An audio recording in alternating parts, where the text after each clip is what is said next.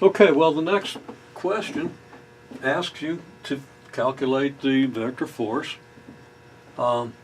We have a mass of 4 kilograms at the point 2.2 meters, negative 1 meter, and a mass of 6 kilograms at negative 1 meter, 3 meters.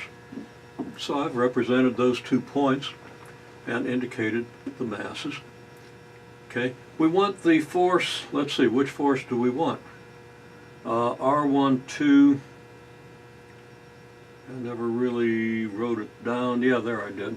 Okay, R12 goes this way and this way, so this is our first mass, this is our second. Of course, we can tell from the direction of the arrow that that's what I intended. So the vector goes from here to here, meaning that we're going to find the force exerted on this by this, and that force had better be back in this direction.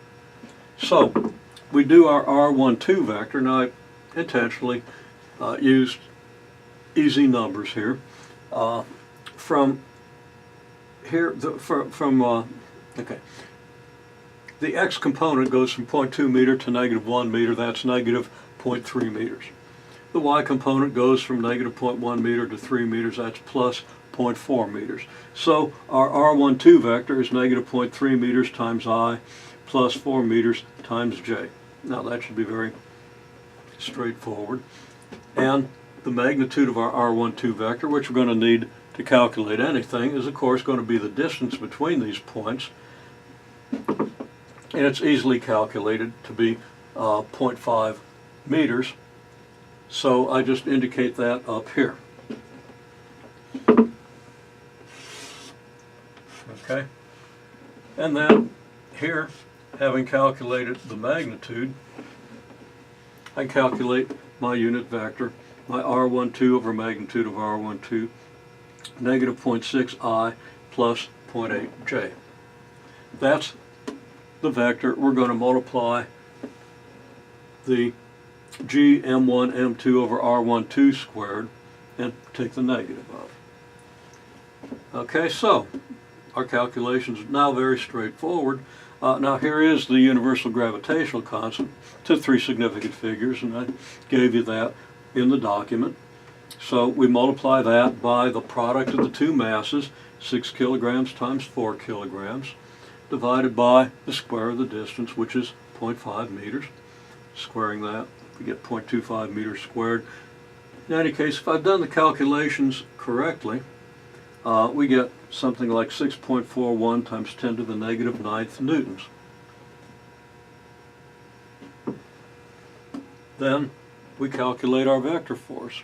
A vector gravitational force is going to be negative the gravitational, the magnitude of F grav times our vector, and very straightforward calculation.